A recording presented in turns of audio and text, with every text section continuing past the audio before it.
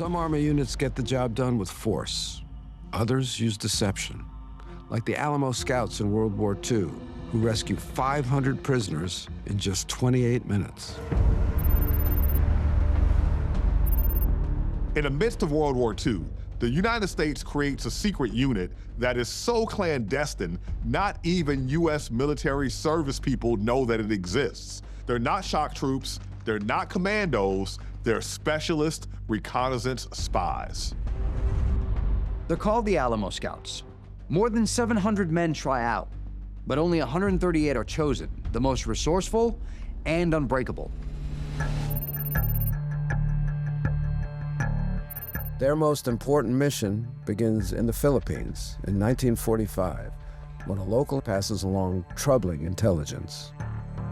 500 Allied prisoners are being held in a POW camp near a village called Cabanatuan, about 30 miles inside Japanese-held territory.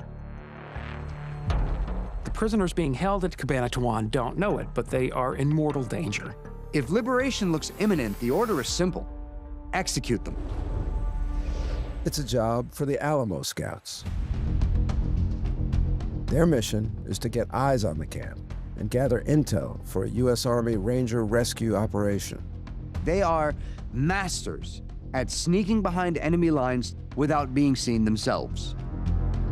They're led by Lieutenant William Nellist, a combat veteran with a talent for deception and disguise. He assembles an elite team of 13 men for the mission.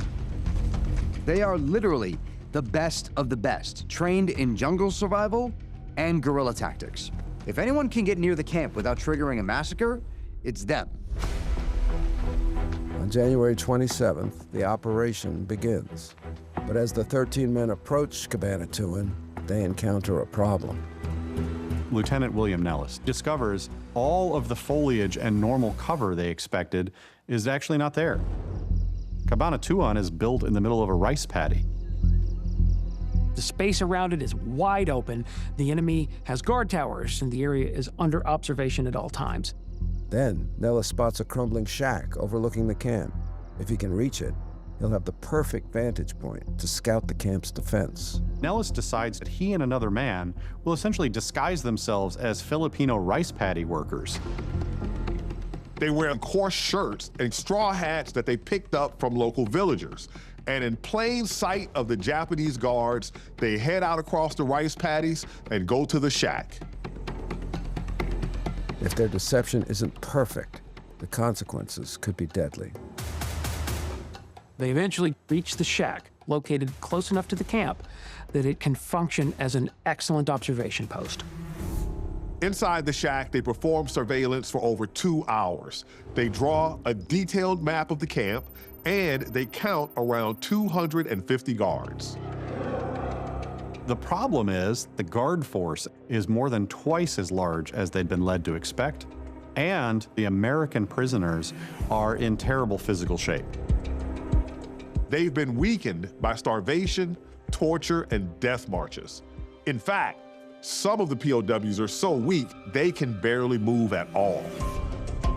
Outmanned and outgunned, they devise a rescue plan that uses deception to level the field. The plan that the Alamo Scouts come up with, they need something to function as a distraction. U.S. Army Air Force's P-61 Black Widow night fighter will fly in, simulating that it is encountering engine problems, and then they'll launch the raid, recover the prisoners of war, using caribou and bamboo stretchers, move them to safety. On the night of January 30th, the Scouts, now backed by the 6th Army and local guerrillas, move into position for the rescue. Inside the camp, Japanese guards lounge about smoking. What the guards don't know is that the attack is already underway, starting with a diversion. A P-61 Black Widow night fighter swoops low, engines roaring, backfiring, it's weaving. It all is trying to sell the illusion of a stricken plane that's about to crash, and the guards naturally look skyward, distracted. The rescue raid springs into motion. The U.S. troops and the Filipino guerrillas converge on the camp. The guards are overwhelmed and confused. They don't realize what's happening until it's too late. They breach through the fence of the POW camp, get inside, and begin liberating prisoners.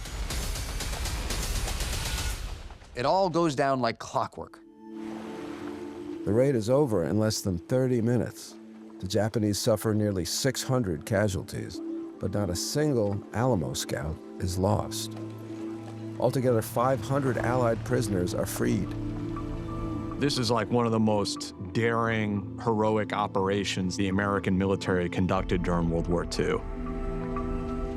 Despite their success, for over 40 years, the Alamo Scouts remain a secret. The records of their operations are, for all intents and purposes, just buried. In 1986, the U.S. Army finally declassifies the record of the Alamo Scouts. 2 years after their records are declassified, the Alamo Scouts are granted the insignia of a Special Forces soldier. Over 40 years after their heroics in the Philippines, the Alamo Scouts finally receive recognition for pulling off one of the most daring POW rescue missions in American history.